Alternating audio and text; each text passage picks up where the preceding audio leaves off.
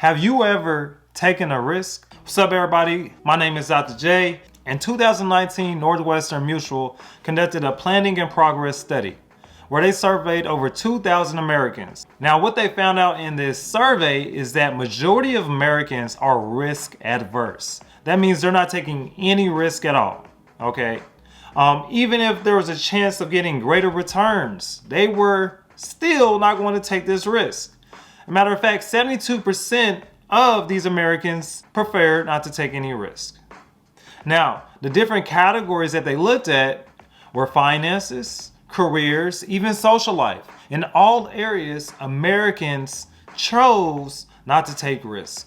In their careers, they found out that 65% of Americans prefer to stay with their one employer. In fact, even with their social lives, they found out that 66% of Americans prefer to stick with their same friend group. Not because they're not looking for new relationships, it's just to avoid that social risk that comes with making new friends. Without risk, there's no innovation. Risk leads to learning. Learning leads to success. One of the greatest NBA players of all time, Michael Jordan, had this quote to say about risk. I've missed more than 9,000 shots in my career.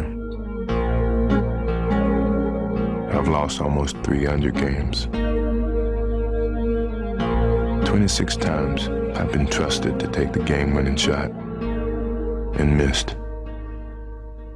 I've failed over and over and over again in my life. And that is why I succeed. What we found out is that people are scared of failure. And let me tell you about a risk I took.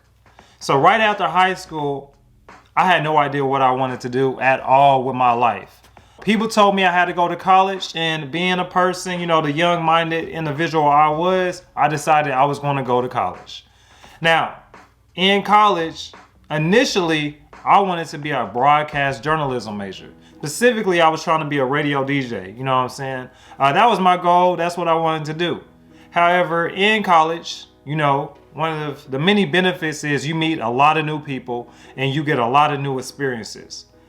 And during this time, I actually decided to take a whole nother risk. If taking a risk on college wasn't enough, I decided to take a risk on STEM.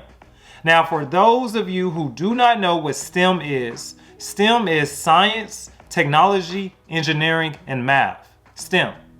Now, I particularly took a risk in chemistry. All right, y'all see what I did there? I took a risk in chemistry. That was a long journey, of course, but through the help of my mentors, my peers, and ultimately the school that I was at, I was able to finish and get my bachelor's degree in chemistry, which ultimately led me to get my PhD in chemistry as well. Now, I cannot make this up. Because I took that risk on STEM, that ultimately changed the rest of my life. Not even knowing it, right? I'm just some kid coming out of high school not knowing what I wanted to do. But because I took a chance on myself, right, that changed my trajectory in my life. So the number of degrees in science and engineering has increased. In 2000, there was around 500,000 degrees given, and that's in all degree levels, associates, bachelors, PhDs, etc. Now, in 2019, it's more close to 1 million degrees being given out now. Over the years, the US has lost its edge. Right now, there are other countries who are producing as many, if not more, science and engineering degrees. So a big problem that we need to figure out is how can we get more people into STEM? Specifically, how can we get more of a representation of America in STEM?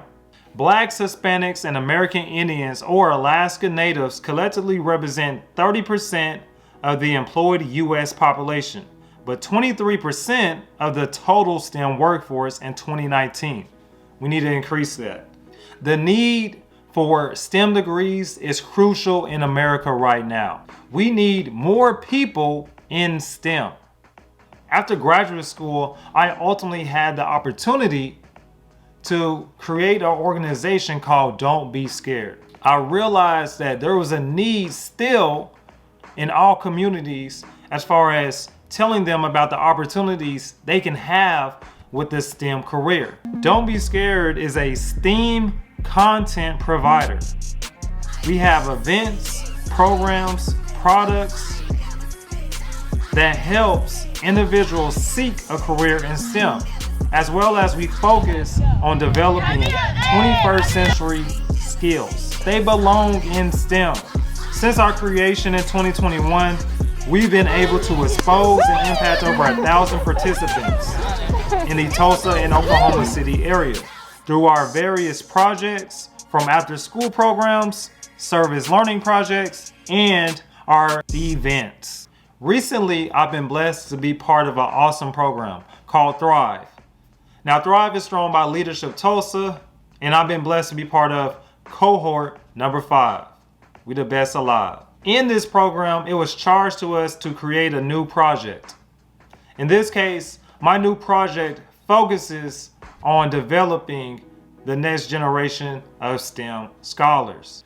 So I ultimately created a new program called Brave Diamonds. Because remember, we have to be brave and we have to take risk. Now, brave does have a meaning. As a matter of fact, brave stands for be yourself, respect others, acknowledge the past, voice your concerns, and exceed your expectations. Now, when we think about diamonds, diamonds all come from the same material, the element carbon. You take carbon, in this case, and you pressurize that carbon up to ultimately adding heat and pressure, right? It makes a new beautiful diamond. That's the process, kind of in the short version, everybody. Can't go in details today. You got this beautiful diamond, but what we need to realize is that it came from this element carbon, and we are all essentially carbon. I was an individual that came out of high school not knowing what they wanted to do at all with their lives. But through pressure, through different heated situations, I feel like I was able to blossom into a diamond. And that's the goal for everybody who's going to be in this community. Brave Diamonds is a free community for anybody interested in seeking a career in STEM. Once again, STEM is science, technology, engineering, and math. So in this community, it's a focus on developing professionally. And once again, this is for anybody who's seeking a career in STEM. So we focus on skills that are normally not taught in the classroom.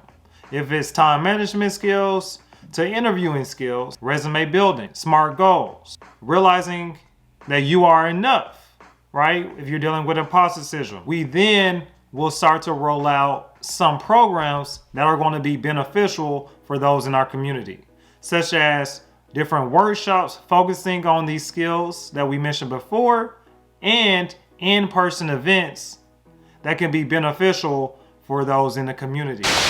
In the meantime, feel free to go follow us at our podcast, Don't Be Scared the Podcast. Our podcast focuses on interviewing different STEM professionals in different STEM careers, as well as we give a couple of tips away, that free game, to you all who are interested in STEM careers. Once again, that's Don't Be Scared the Podcast.